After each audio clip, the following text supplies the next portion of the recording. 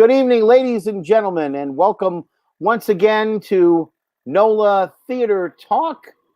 My name is Alan Smason, and I want to thank you for being here. NOLA Theater Talk is part of our outreach. And again, I'm hopeful that those of you who are joining us will be in for a treat tonight. We have a wonderful guest. We are experiencing some rather tragic problems with our internet tonight. I've got a new modem that came in from AT&T, and unfortunately, their service has been less than spectacular. And so I apologize for the problems we're having. But once again, thank you for bearing with it. Hopefully, it will not distract you. You'll be able to hear our guest and hear our conversation, see the video, and also experience some of the images that we're going to be showing. If you're wondering, this is shown on the NOLA Theater Folk Facebook page, the group that we have that established. We have over 400 members now, and we are more than welcome for you to come and join us. Just join in on Facebook and ask to become a member of the group. Of course, we ask that you answer some questions about your connection to the New Orleans theater community, because we don't want somebody coming in from some far-off land who's pitching something or whatever. So we want people to be connected in a local community. And then, of course, we're also showing this. We're live streaming it on our theatercriticism.com Facebook page, which is the support page when we print something, publish a review, etc. on theatercriticism.com. So those of you who are interested, we have it there as well. And we also, of course, have the ability to live stream this to our YouTube Music Lovers 169 channel, which is the old channel that I had, which now is just under my own name, Alan Smason, on YouTube. So you can look it up either way. So check that out again. So for those of you who maybe have not had a chance to go out, maybe you're afraid to go out until you get vaccinated, or concerned about the safety of being in a theater at this time, we understand where you're coming from. We know what that's all about. But what we're going to tell you is that over the course of the last couple of weeks, we've been very pleased to be able to be actually in a theater. Rivertown has been presenting And the Ball and All this past week. And the previous week, last weekend, our guest was starring on stage in the actual Jefferson Performing Arts Center. That's the JPAC facility that's on Airline Drive, formerly Airline Highway. And we had the good pleasure to see another show there this week as well, One Flew Over the Cuckoo's Nest. But let's back up a little bit. Today is the beginning of the month of February, which is, of course, Black History Month.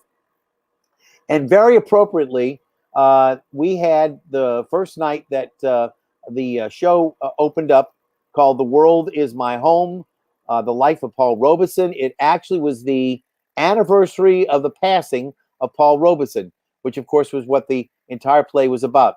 So those of you who missed it, there's very good news out there, because the star, who actually was the writer of the work, who did all the research, etc., is our guest tonight. His name is Stogie Kenyatta. And without any further ado, I'd like to bring Stogie into our stream and welcome Stogie into NOLA Theater Talk to talk about The World Is My Home, The Life of Paul Robeson. Stogie, welcome to the show. How you doing? Thank you for having me, Alan. I'm delighted to have you here. Again, I apologize that I'm pressing buttons, and right now your name should be underneath there. I've got it highlighted. It looks like your name should be there, but I'm not sure it's showing up. I can see it. Can you see it? Okay, Yeah. Good, because on my end I'm not seeing it, but that's good. Then it's working. That's the way it's supposed to be. Stogie, let me talk a little bit about the journey. For people who missed it, this was about 2.5 hours, and really is a little bit closer with the intermission to almost 3 hours of you literally prompting yourself. I think one of the most difficult missions for an actor is to feed himself his own lines. I mean, when you're in a dialogue where you're talking to another actor and you have a conversation, it seems to me to be a lot more maybe I'm trying to think of the appropriate word. Not necessarily more natural. That it's something that is easier to come by in terms of what you're doing. But when you're relating a story as you do in The World Is My Home about somebody else's life, and you're also using that person's voice plus a number of other ancillary voices, basically the people in his life. It might be his father. It might be the woman who would become his wife. It might be the football coach in college. All of these people have different kinds of voices. They have different timbre to their character. And I just find that I discussed it with one of the ladies who was in the audience who was so impressed with you, our first lady of the New Orleans stage, Janet Shea, who's been a guest in this show. Janet agreed with me when I said that's got to be the most difficult challenge to an actor because you're really on your own. If you don't feed yourself the right line, the next line doesn't come as naturally, and it's something that can be, I would say, almost catastrophic. It's almost like a house of cards. If you don't feed yourself the proper line at the right time, you get ahead of yourself. All of a sudden, there may be something that you needed to say that didn't get stated. Am I correct, or am I making it too big a deal? Technically, you're correct. However, I don't believe actors. I know I certainly don't look at it as feeding myself lines. It's they're separate characters, and there are moments in time, and if you're being true to the character in the moment, that's all you're focused on. It's a solo performance. It's actually 2 hours and 20 minutes and 29 seconds exactly, the length of the show. I look, I never dispute a guess. It just seemed like on my watch was a lot longer than that. And well, the video, the show you saw was videoed, and the video was 2 hours 29 minutes, and so they didn't include the intermission, obviously. So that would have been another 15 or so minutes on top. Why would they? Yeah, no one includes the intermission. It's just right. So but running time. Somebody gets to the theater a little bit ahead of time, maybe 5 or 10 minutes before the show, and then they go through the intermission, then they go through the whole show. It's maybe close to 2.5 minutes, not including the intermission, but I'd say with the intermission, it's going to be a little bit close to the other way, but that's okay. It's a lot of time that you're dealing with on stage that if they're talking about bang for the buck, they're getting a lot of value for their money. Right, but no actor ever thinks of it that way. It's a show. Right. That's like when they had the story. Yeah. It's a show. It's you do the show, and so it's no, it's not a matter of feeding yourself lines. It's just it's in the moment. It seems you do. It's a more artistic approach to it, so we don't think of words because people say, well, how do you remember? You're telling a story, you're embodying a human being, a life, and that's my approach.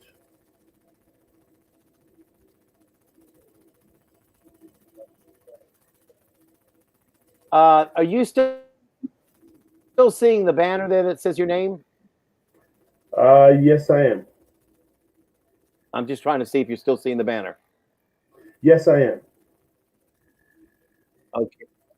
Okay. Yeah, I tried to get rid of it so it wouldn't be. I don't want to. Okay. I'm having problems again. We're having some internet difficulties. Thank you, AT&T.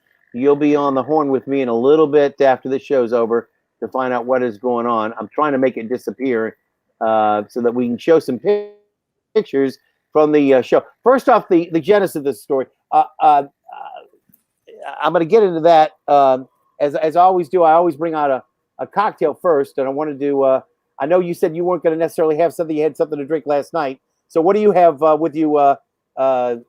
I thought you'd come up with something clever because you're in California. Like some herbal tea or some California passion fruit or something like that. But you said you're going a little bit less than potent tonight on your liquid libation. It's going to be what, water? No, I made a Cosmo, and I always have water, so I have a Cosmo as well. So. Stogie? Yes, I answered. You didn't hear me. I said I had a Cosmo. I'm not hearing you now, so I don't know if you're speaking or not.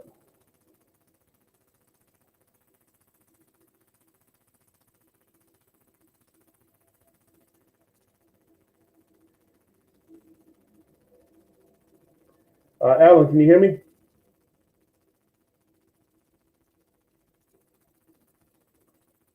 Alan?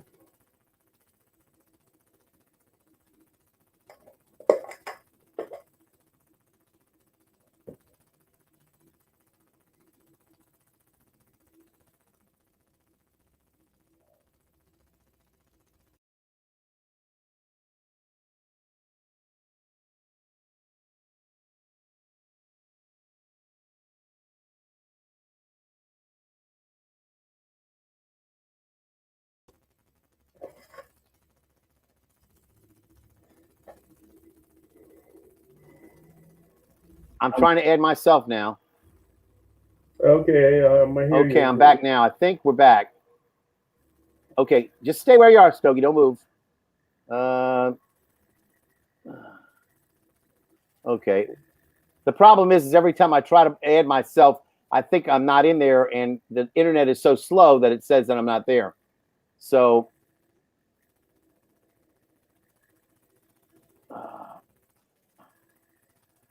we're going to try one more time.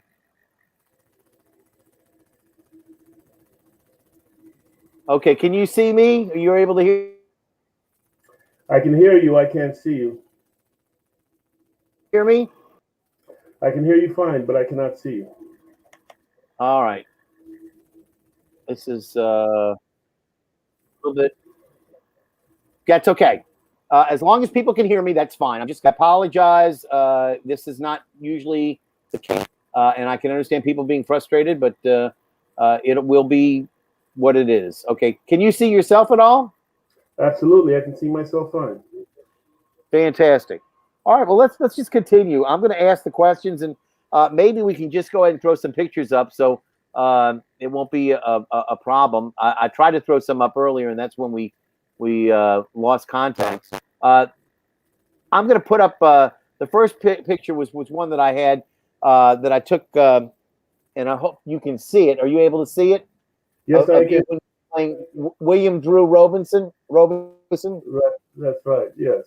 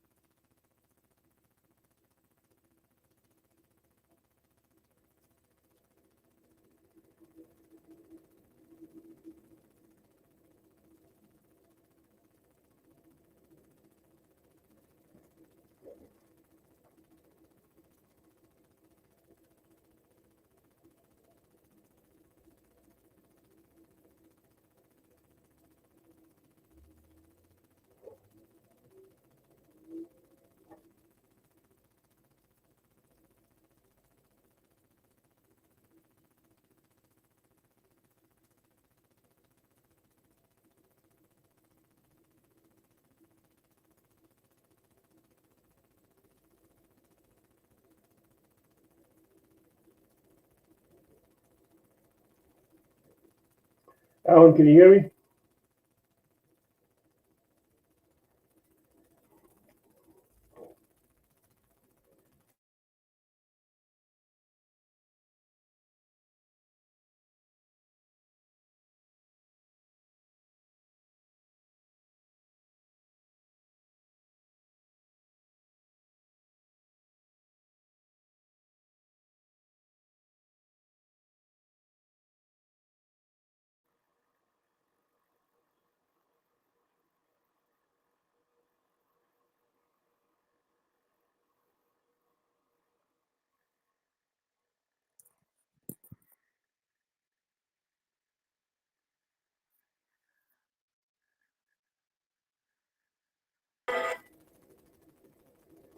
Yeah, Alan.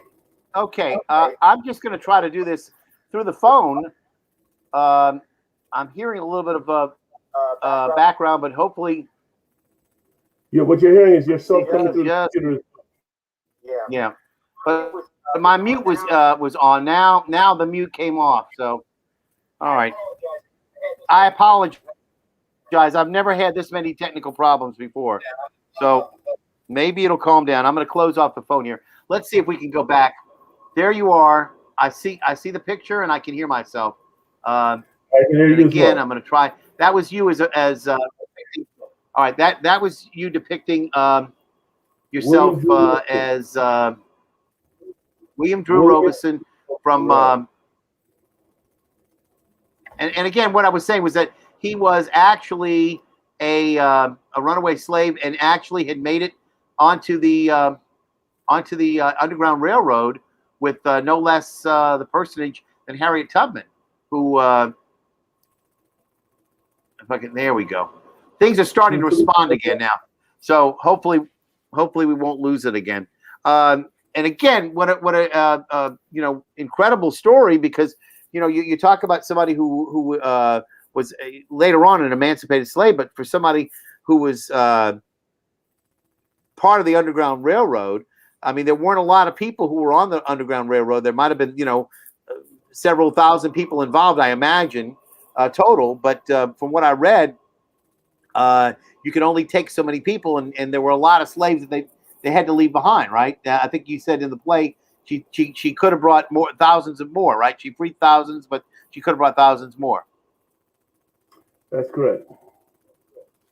So again, that sets up the fact that Paul Robeson was directly linked.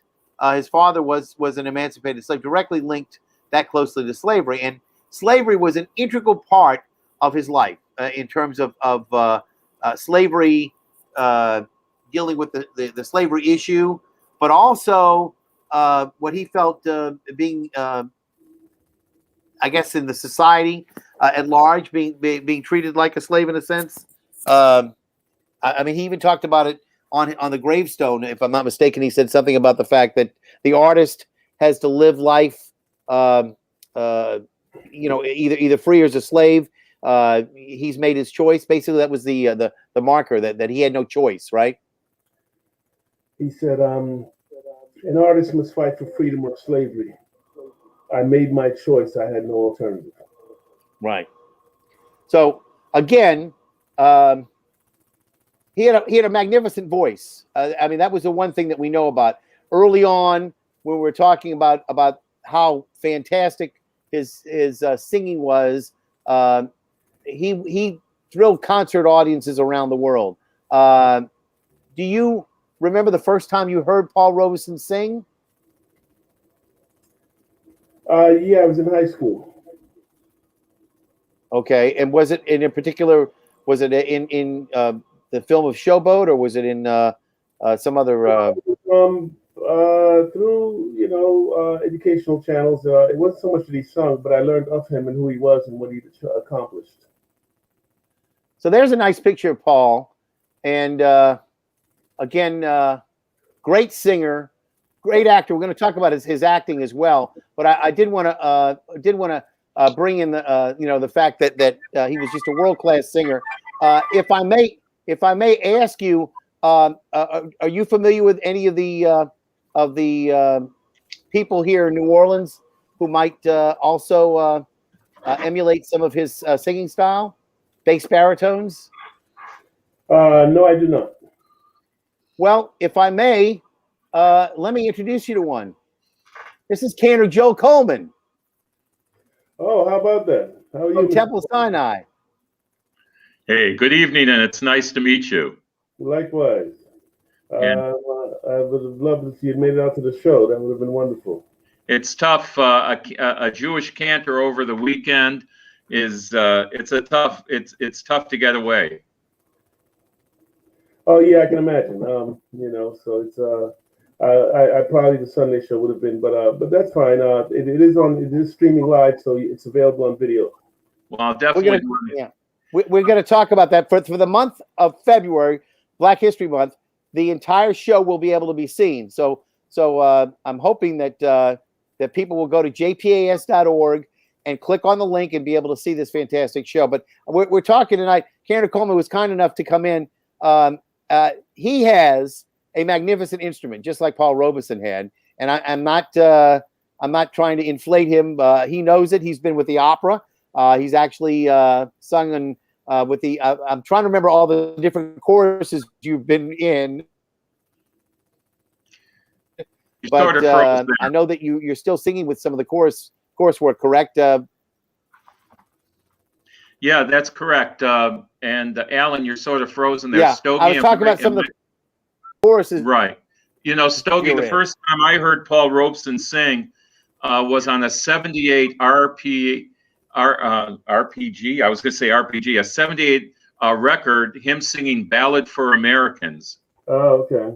And do you know this piece, Ballad for Americans? Yes, I do. So I had been listening to this in my head for years and years and years. And then I finally got to do it a few years ago here in New Orleans. And it sort of startled me. Pardon me? Am I still on, Alan? I can hear you, Joel. Okay. So, Stogie, what happened was when I finally got the music for Ballad for Americans, it sort of took me back a little bit because I think Paul Robeson sang it like a third or fourth lower than what was written. Oh, okay. And I had it in my head for like 20, 30 years, him singing it in this particular key, and it was being sung much, much higher. But it was just a delight to sing something like that. And do you think, I had a question for you, Stogie. Is it appropriate to say that Paul Robeson was kind of fighting for civil rights before it was called civil rights? Well, absolutely. But, you know, it's, if you take the social criteria of the period into consideration, and had you seen the show, you would have seen the parallels that were made between blacks and Jews at that time. Neither one of us were really considered human. We're talking pre-World War I or even after and during World War I, between World War II. No one gave a rat's ass about killing blacks or Jews. So the thing is that there's a universal aspect to it. It's not so much civil rights as it is human rights because we were not viewed as human beings. How else could a dictator in 1940s turn on 6 million of his local citizens and kill their men, women, and children to the tune of 6 million of them while the world watches? Yeah. American England had no interest in getting involved in that fight until it was fashionable to do. So that being said, it extends itself beyond civil rights because when the world was such a dark place, there's a segment in the piece where I call the world had moved further into darkness. Before, you had Stalin, who killed 20 million, Mussolini, who killed Italians, but Stalin killed Jews, and you know, and you go through and then Leopold and Hitler, and as you go down the line, in that period of history, there are around 6 or 7 dictators who killed over 10 million people. Now, as some people would say, well, what are you talking about? None of them killed blacks. It was only until the American slave trade till the blacks started dying in large numbers, and King Leopold, of course, killed 10 million Africans. But that's my point. I said when evil white men with power got power, if they didn't have black and brown people to kill, they killed each other. And at that time, the two most despised races on the planet Earth were blacks and Jews. Mm-hmm. And I pointed out in the show that, you know, Robeson worked with the resistance movement. He visited the Warsaw Ghetto in Poland. He recorded anti-Nazi songs in Yiddish because every single musician that he worked with in Europe and Berlin was a Jew. Nobody played the woodwinds, the instruments. They were all Jews. So, between the two most despised races on the planet Earth, created 95% of the music. Mhm. From Benny Goodman to Al Jolson, they were all Jews that worked with black folks, the whole thing. They were despised races. When Robeson graduated from Brown University, he was dating a Jewish girl. And Robeson told him, he said, like, she's a nice Jewish girl. He said, like, listen, he said, and it's a line in the show when you get to see it. He said, listen, you and that nice Jewish girl are both living in America, and America is not fond of either one of you. Okay? And so the thing is that America was forced into World War II. They didn't give a rat's ass about the Jews. It was England and Paris that they were concerned with. Okay? So the thing is that when you ask about it for civil rights, it was for a basic fundamental humanity. Mhm. Basic humanity. How else do you describe you coming up with a way to gas and burn masses of your neighbors?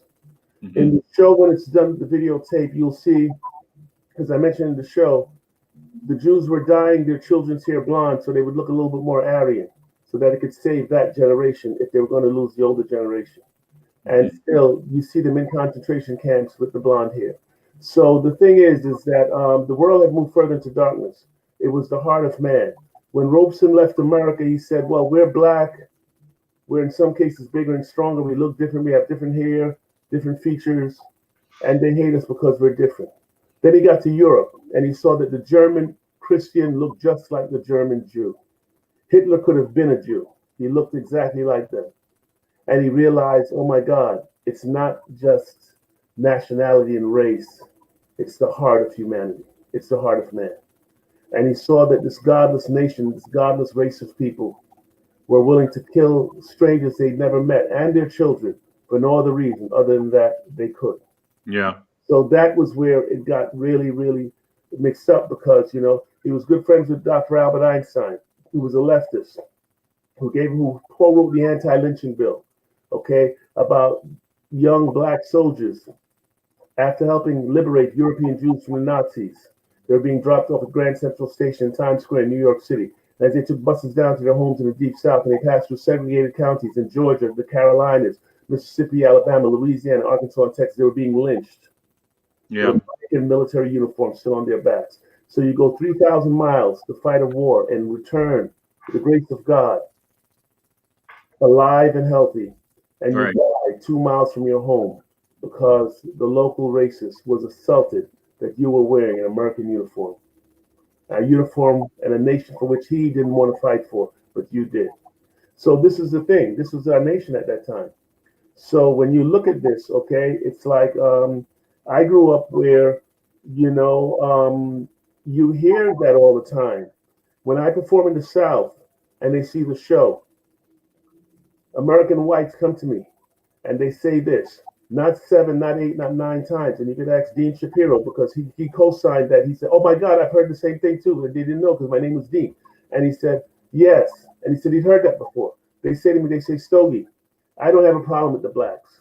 I don't have a problem with the blacks. It's the Jews that I hate. They're the real evil. They're the devil. It's the Jews I want dead. Okay? When you saw 2 years ago in Charleston, Virginia, what were they chanting? Jews Yeah. will not replace us. Right. Jews will not replace us. With banners and torches, okay? And that's why this is the thing. So it's prevailing. And it's a thing to where it's like it speaks to the heart of man. Okay? When Martin Luther King came and was saying, we will destroy our enemy by making him our friend. Yeah. Black people were like, oh my God, who is this guy? This 26-year-old pastor. You know what America called him? White America called him the most dangerous man in America. And he got a bullet in his head for that. So as you look at that, it's a unified struggle that says you have to be in it with us. Because if not, they're coming for you too. They're coming for you. I grew up in Brooklyn, New York, where we had the Hasidic Jews, the Lubavitch, okay? I know more about Jewish culture than the average person walking around these streets. When I got to college in California, and one of the scouts came, he had on a little baby yarmulke. And he was like, hey, what's with the tiny Jewish hat? What's it like? I said, it's a yarmulke. And he was like, how do you know? And it's like, you know, and the guy was talking about that he went to yeshiva. He said, do you have a girlfriend there? And he said, no, only boys go to yeshiva. And it was like, And they were like, Stogie, how the hell do you know all this? What are you, a Jew? I grew up in Brooklyn. I grew up in Brooklyn, where you actually realize that there are other people on the planet and it's freaking okay. Okay. When we a white man and a Jew walk into a bar, everybody goes, what happened? Freaking nothing happens. That's what happens when you're a Jew. Because you knew Sandy Koufax, but you root for, he's a pitcher of the Dodgers, and it's him and Jackie Robinson. Okay, so for every you can name it that time.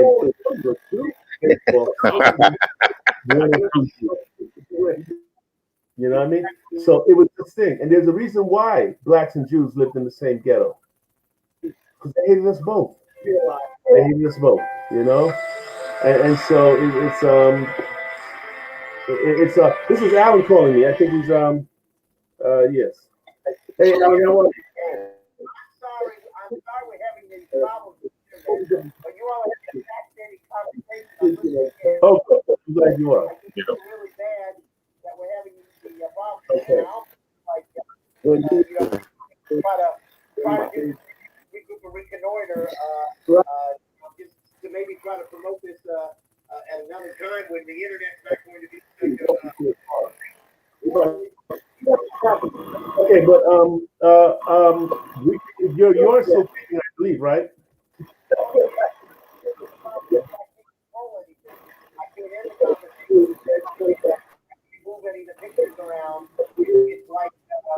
But it's okay. Don't worry about the pictures. It's my first time meeting Joe. So what I'll do is I'll talk to the catcher because it's a rare occasion for me to talk to a catcher, and it's so. Okay, you got it. All right. Okay. You heard that, Joel. You know, it's not unusual during Passover time in Israel. If you turn on the radio, you'll hear Paul Robeson's voice singing, "Let my people go." Yeah. And so it's not unusual to hear that. And I sing that piece at Passover, not only as in English, but I also sing it in Hebrew too. Okay. Which is a lot of fun to sing. And "Let my people go" in Hebrew is "Shlach na et ami." Yes. Hey, I'm sorry. We're having these problems. We hear you. You all are having a fascinating conversation. I'm listening in. I just feel really bad for having the problem, and I almost don't worry feel about it. But you know, maybe we should try to do this. Regroup and reconnoiter. You know, just to maybe try to promote this at another time. But what you're saying, Joel, is the internet's not going to be such a fight. Normally, we don't have these problems. And hold on a second, Joel. Alan, hold on. I noticed you have a base. That was my problem with the show. I'm at best for 10. Oh, yeah, it's still on, but the problem is I can't control anything. I can't station. I can't get in. I can't move any of the pictures around. It's like you gotta let me. I would say I'm at best a tenor, and he's the bass baritone, and I just heard your voice, which is considerably lower than mine. Now, what's crazy is that over the years, I'm 6'5", 250 pounds, and so with my I'll try to get in as best I can. I see. Thank you. It looks like I should have a bass baritone because and every time a choir director or someone would see me, they go, "Oh my God, you'd be, I can't wait to hear your voice. You're going to be wonderful in choir." I'm like, I sound like a teenage girl. I said, I don't have a voice. I'm more Smokey Robinson and Eddie Kendricks from the Temptations than I am Melvin Franklin. Okay, because I knew guys in Brooklyn that were 5'8", okay, and would have a baritone. I would go like, "Oh my God, are you Barry White?" Because everybody wanted to sound like Barry White or Don Cornelius to go like, "Hey, how you doing?" you know, and the voice was, and so being 6'5" and big like I am, I look like that guy, and I just never had it. So as you'll see when I sung it, I sing. There's a man going around taking names. The funeral song. Yeah. And I used to do a little of Joe Hill, but I took it out because it's that's my favorite Robeson song, by the way, Joe Hill. Paul Robeson loves singing that. He loves singing Joe Hill. Right. You know, I had another question for Stogie. Do you mind if I ask it out? Please go ahead. I feel like I let the train out of the station when the internet went down, and I couldn't control that. Now I can control stuff, but you could probably see I'm in a separate room away from the other computer, and I've disconnected myself from my MacBook, and I'm really upset about it. But you know what? You all have been fantastic stepping in to deal with it. So, Joe, you go ahead and ask your question. All right. So, Stogie, my question is that Paul Robeson, my perception is that he enjoyed going to Russia because he felt he was being treated. This is in the 1930s I'm talking about. And when he visited Russia, he felt like he was being treated as a man, not necessarily as a black man, but as a man. And in some ways, I think what happened is that did he put on blinders because, you know, with what Stalin was doing and all that, did he put blinders onto that because of how he felt when he was in Russia? What's your feeling about that? That's a very good question. The thing is this, and people have said this to me over the years when I performed. How does he excuse Stalin for what Stalin did? And I point to them and I say, first of all, we did not have the society we have today. There was no global CNN, okay? So a lot of stuff took place in the dark that you never had to know about, okay? There wasn't even TV. That was a regular thing. It was radio, the whole thing. And, wait for it, they had a state-run media. So they controlled the information that got out. So there's no way for him to know what Stalin was doing. But people say, well, he lauded Stalin. He was like, absolutely, because you judge people based on how they treat you. So if David Berkowitz, the son of Sam, who killed 19 pretty blonde girls in New York City, every time he showed up for synagogue on Saturday, he was gracious and he bought stuff and he gave out to the poor and the homeless. And he stayed, and he with cancer, and he did that. He said, "Listen, can I sweep up outside for you? Can I help with the backyard?" And then I come and I says, "Joel, how dare you treat David Berkowitz that way? He's a mass murderer. He killed 19 women here. He's, you know, what I mean, you don't know that." So the thing is that without CNN, without all of the things here that we find out later on that's going on, how in God's name would he know in a country as big as Russia? And he's an outsider in.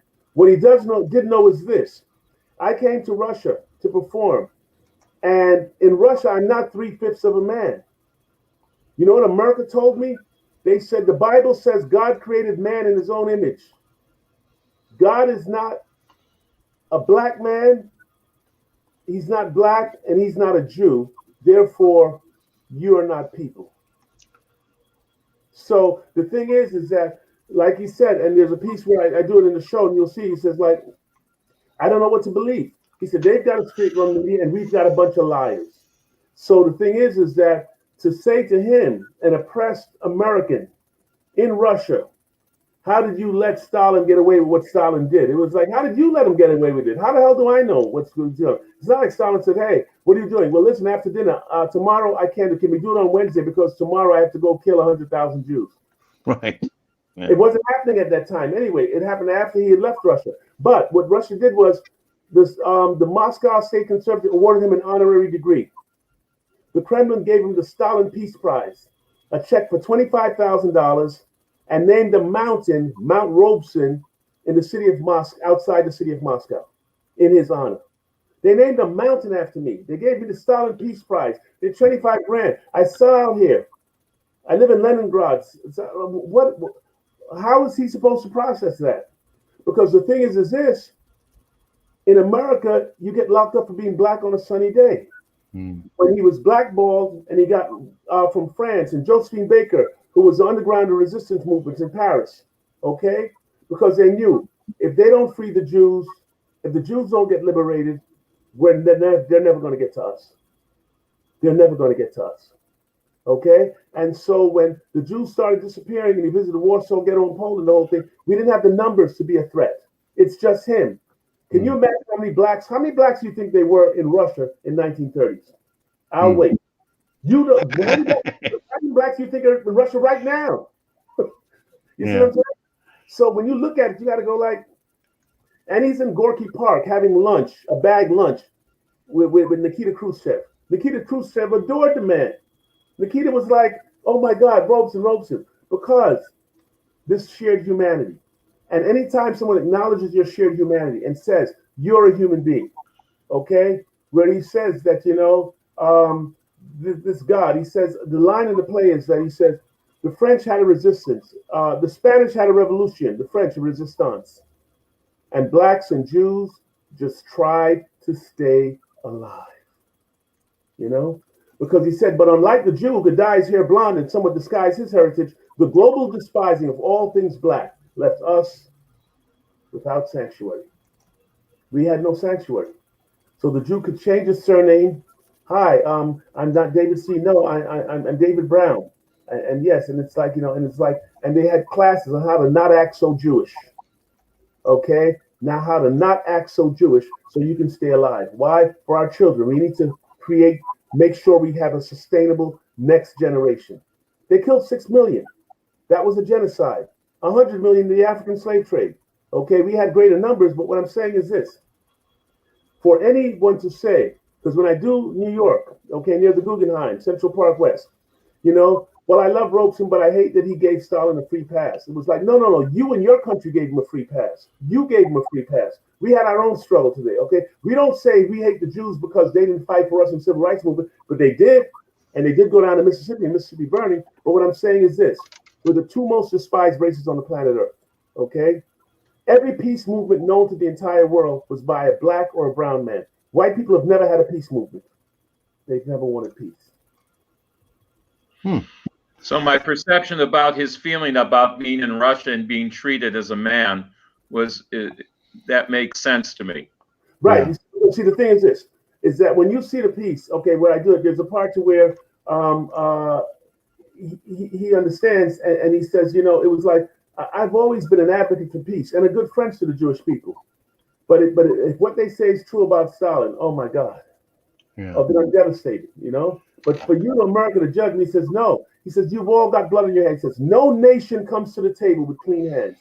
America, England, France, okay? He says it, and I said in the piece, one of the pieces I wrote, and I'm most proud of it, because it says, I said, you know, slavery and the Holocaust wasn't caused by whips and chains and gas and guns. No, it was human arrogance. Human arrogance. Men aspiring to the wisdom of God. Okay? America, Europe, your Western arrogance, allowing you to treat us blacks and Jews as though we're children of some lesser God.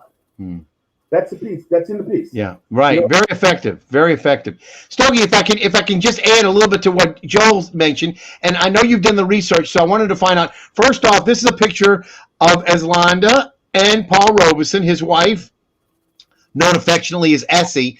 Two of her brothers actually lived in the Soviet Union, did they not? I'm not sure of where her brothers may have lived, but that's quite possible because he spent a considerable amount of time there. There were two of her brothers who lived there for several years, and so that's another aspect of his connection to the Soviet Union that a lot of people don't know about. But when I was doing the research on your show, I found out about it, and I was very interested to know if you knew anything more about it than that, but apparently you don't. That's okay. No, I didn't, because you see, the thing is this: blacks and Jews embrace socialism. And why would we not? Any political ideology that says, let's share what we have among everybody. Well, hell yeah, that sounds good to us. You know why? We're both minorities. Blacks and Jews were both minorities. So we understood that numerically we're not going to win a war. We don't have the collateral damage. We don't, you know, and not only that, that's never been our intention. So the thing is that it's our approach. We were on the same page with that, you know, and also too, okay, Benny Goodman. Every musician who picked up an instrument and played jazz, if you with black people, was a Jew. Okay, and I'm just saying to you, know, it's like the Benny Goodman Quartet, all of those things. Every record, it was all Jews, blacks and Jews. Who else played jazz? Right. You know. Well, again, there's a big connection between Jews and jazz that we know about here in New Orleans. The connection of the Karnofsky family to Louis Armstrong, but there are a lot of other people. The fellow who taught Pete Fountain how to play in high school was Jewish, and he was an old jazz player as well. There's lots of people who have connections that you might not know about, and again, people like Artie Shaw, who more or less hid their Jewish identity because he was actually, I think, Warshawski or something like that, and he basically tried to not acknowledge the fact that he was Jewish. And then people like Benny Goodman, of course, who not only were proud Jews, but they were leaders in jazz. So, you know, a lot of that goes on. Joe Coleman, I don't know whether or not you've exhausted your number of questions, but I did want you to know that if you get a chance to see the show, about 2 hours and 29 minutes, according to Stogie, he's timed it out. So if you can take yourself a little bit of time to go out and see it, I think you'll be very impressed with what not only he brings to the table in terms of his knowledge about Paul Robeson, but also some of the things that you covered tonight about the connection of the Jewish community to the black community, and how far back that goes, and how we are all brothers under the same God that we worship, as it were. Well, thank you, Alan, for inviting me. This is your show, so I don't want to co-opt the question. Well, I've co-opted myself tonight with the internet problems that I've had. So, you're more than welcome to stick around or ask any other questions. But I did want to, I did promise Stogie it would be an hour, and I don't want to go over. We're getting close to the time. I wanted to show some pictures from the show. And I had first started to do that when the internet started to crash on me, and we'd only shown a picture of him portraying William Drew Robeson, that would be Paul Robeson's father. But there were other pictures that I wanted to show. Now, one of the things that he wanted to show was dressed up fully in what we call tails. Some people call tuxedo tails, but what he wanted to make sure that we saw was he dresses up to the nines, as it were, dressed up very, very nattily attired. And again, you thought that was important, Stogie, because it wasn't often that many people would see a man of color in tails or in a tuxedo like that. Well, it's the only time you'd see them. See, America was an illiterate nation, and here you had the son, one generation removed from slave, the son of a runaway slave, who was graduating from Rutgers University, an American university, magna cum laude, valedictorian. He then goes on to law school, and in 1922, he graduates and passes New York State bar exam the very first time out, Columbia University School of Law.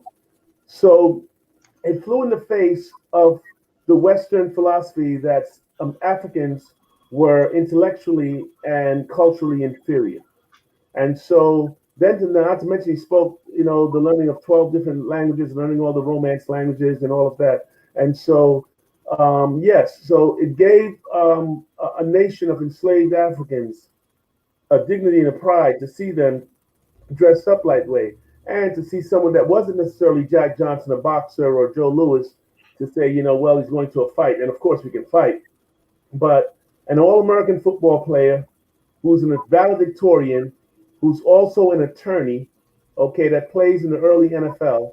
And here he is on stage as a lead singer and a performer and having done movies, and he's dressed just as elegant as though he was, with the Queen of England. And so that was important, because what it did was there were so few images, because of course the media wasn't what it is today, and you didn't have no one had TV, and you don't even know by radio. So they have a picture in the newspaper of him in tux and tails, and you got to go like, oh my goodness, look at that, you know what I mean? And so it was inspiring. It was inspiring. And you mentioned the football. I showed a picture of him at Rutgers. He played for 2 NFL teams. at the same time, more or less, or in that same period when he was becoming a lawyer, which I can't really conceive of the fact that he graduated, from Rutgers, valedictorian, went to Columbia Law School, and during the period that he was going to Columbia Law School, he managed to play for 2 different NFL teams. That's just amazing, And again, back then they didn't just play defense or offense; they played both. Right. They played offense and defense together. So you were on the field for 60 minutes, as much as you could take, right? Well, he was. He primarily played defensive end, and but nonetheless, yeah, absolutely. Which shows how magnificent he is, and that's why he's so unique, and why I'm attracted to him more than anyone else, because you have left brain, you have right brain, and if you told me Martin Luther King or Frederick Douglass or Johnny Cochran or any of the intellectuals, were also Joe Louis, or if you told me Joe Louis and Muhammad Ali went to law school, and Michael Jordan, LeBron James, and Kobe, it was like sung bass baritone, in the Philharmonic, you'd go like, you know what I mean? Yeah. And so the fact that he did that, he was a paradigm for African American success. He succeeded in every area that made African Americans rich and famous, which was athletics, entertainment, law, and social justice. And he did all of those things, And so usually we have 4 different categories for that. You have, the Dr. Martin Luther King in social justice. You have 30 right. law. You have Nat King Cole as a singer. And then you got Joe Louis and Jesse Owens as athletes. But we don't know if Jesse Owens or Joe Louis could even read or, but here this guy, he's not only that, he's graduating valedictorian, and he's got a law degree, and he's got a show tonight, and so we knew of him as an actor. One of the things I'm going to show a picture. This is again a smaller picture than I had to get off the internet, but that's Peggy Ashcroft, with whom he had an affair. One of his many celebrated, I guess, or maybe if you might not say celebrated, but one of his dark affairs that he had that sort of threatened his marriage at one point. Apparently, he couldn't help himself. But Peggy Ashcroft, I remember the Passage to India that she was in later on. But this is in her early days, if you remember. It's funny how you said that. You said he couldn't help himself. Okay? Yeah. Black people look at it that she couldn't help herself. He was the only one who would have gotten in trouble for it. Okay, he was a black man with I don't think it mattered if he was. I mean, apparently there are men who just can't keep it in their pants, so to speak. If you know what I mean, You and I can be around Beyonce, and we could want her as all we want to, or Rihanna, or whomever. It doesn't matter how we feel about keeping it in our pants. She's right. Can I ask another question to Stogie? Alan? Go ahead. Stogie, it's, I don't know if this is, I find that young African Americans, and I grew up in an African American household because my mother is Jewish, and I grew up in Detroit, and she remarried an African American man. And wow. So, and he was a university professor and book publisher. So he was, and he taught art, African history and whatnot. So I grew up in this very interesting household, which is probably why a Paul Robeson album was there for me to discover and listen to. But I find that a lot of Black America really isn't aware of who or what Paul Robeson did. Is that why you're doing this? That's not why I'm doing it, but it's one of the reasons to do it. And I brought it to it. And when people say, well, a lot of Black Americans don't know about Paul Robeson, why is that? Why don't Black Americans love him? And I'm saying the answer to that is because white people control the educational system. That's why. It's not that Black Americans don't. It was that in elementary education, they don't, because white people are not comfortable with Black intelligentsia. They don't want to say that in 1919 that the third African American to get an academic scholarship, who became an All-American football player, that he was also the brightest person. He spoke 12, 15 languages, okay, and went on to law school and graduated valedictorian, okay? The reason why is because white people control the educational system, and they don't want to teach children that there's an intellectual component to your brilliance that you might be overlooking. We're comfortable telling you about Jesse Owens, and why I can't. The records are there, and it's a lot easier to watch a guy run a 100-yard dash than it's to hear him speak or perform a song in Yiddish, and to hear him say, "Listen, I took the New York State bar exam in 1922, and I was a better football player than you. He was a better athlete than me. He was also a better student than me. Okay. He was also a better singer than me, and he grew up in a social criteria that was 10 times worse than mine. So I understand that I'm an underachiever. But the thing I'm saying is this. I didn't learn about it from any school because no school I went to ever taught me about that. And I went to school in Brooklyn, New York. So as you look at that, when they say, well, why don't African Americans embrace them? Why don't they? It's like, because once again, because the only answer to that is because white Americans and their system control the educational system, and they do not expose them to that. But you can spend all the time on Malcolm X and Martin Luther King. Well, you have to with Martin Luther King because he's exceeded that. And but once it gets down to Robeson, you'd have to address the fact that he held America accountable and said, that you have a race of people that, if given there and left to their own devices, they'll destroy the entire world. This is a shot of Paulie, the little that's little Paul Jr., Paul Robeson and Essie. That I don't know. I know Paul Robeson Jr. just passed away not long ago, within a year or so ago. No, it was longer than that. It was longer than that. He passed away around 7-8 years ago. Okay, it was longer than that. Okay. That's their estate in Enfield, Connecticut, where they're sitting there. They had a beautiful estate out there, and but it's tremendous amount of success. His son was involved too. I think with some of the civil actions and social justice as well, wasn't he? Yes, absolutely. And his daughter, their granddaughter, Susan Robeson, she's an artist in residence. She was at Mount Holyoke University, and she's a well-educated speaking performer around the world. And when Jamaica named their U.S. Embassy after Paul Robeson, they brought her out to christen it. So it was a beautiful thing. I wish they had brought my show as well because I'm Jamaican born, and it would have been well there. But, Stogie, you want me to show your demo? I want to show the demo. Karen Coleman, just keep in mind you might want to put your mic on mute because I'm not sure if it's gonna show up or not. But I'd like to. Stogie wanted to give a shout out to some of his other acting creds. I will also make mention of the fact if anybody's watching, any kids are in the room, there are a couple of words that you might not say in your own home. So keep in fact that this is for film. It's I'm playing it. I'm not necessarily sanctioning it, but I've heard the words before, so I understand. It's not a problem. But let me see if I can share that out so people can see your demo and get an idea about some of the other things you do besides Paul Robeson, because you're an accomplished actor in your own right. So here goes. Let's share it out. You can only show a few minutes, a minute of it. That's fine. You have to show the whole thing. Let's just see if we can get it.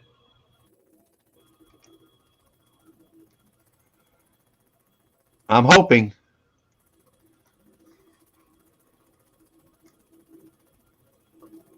If it doesn't come on in 5 seconds, we can cancel and do it some other time.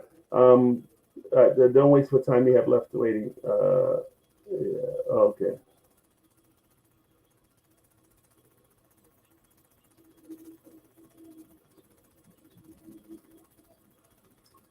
So there's no audio? You can't hear it. I could hear it. Oh, okay, I can, but it's okay. But Alan will have, because once you go to the website, you can give him the website. Cancel Alan and go back to live to the talk. Yeah. So but if you give problem. him the website, Paul Robeson, one man show.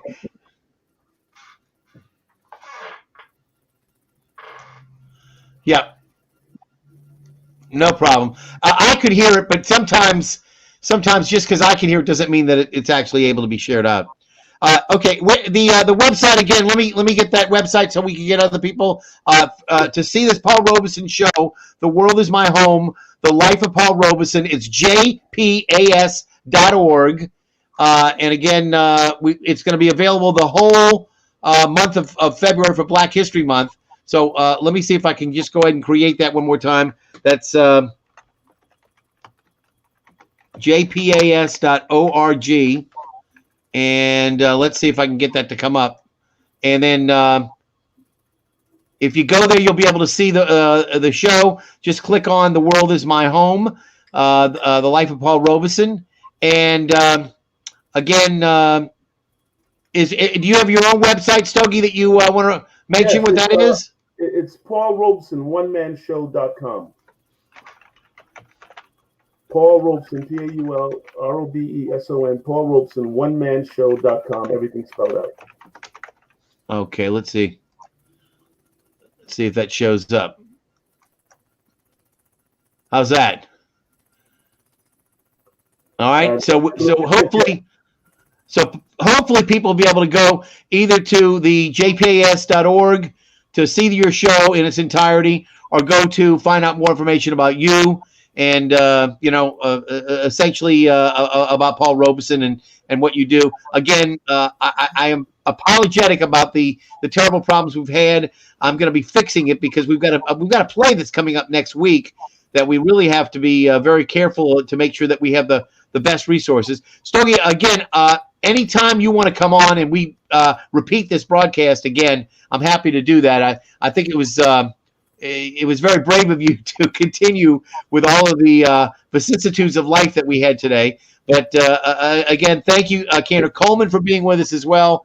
It's a delight to always be able to incorporate part of my Jewish upbringing with our guests, and I thought it was wonderful. About a week and a half ago or so, I was able to have on a performer who actually had performed for Rabbi Uri Topolovsky's Goodbye show, and I brought Rabbi Uri in. So every now and then I'll bring in somebody who has a Jewish connection. And again, Cantor, I thank you for being here tonight. And again, hopefully we'll get a chance to catch up in person.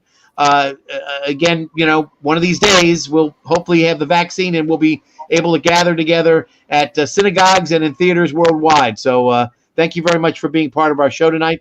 I'm going to ask that Stogie and Cantor Coleman stick around. I'm going to close out the show. I want to thank everybody for being here tonight. Again, my name is Alan Smason. This is NOLA Theater Talk, and I'm in the dark here, but it's okay. Again, those of you watching on the NOLA Theater Folk Facebook group, on the theatercriticism.com Facebook page, and on my own YouTube channel, I want to thank you for being here. And as always, ladies and gentlemen, I'll see you at the theater.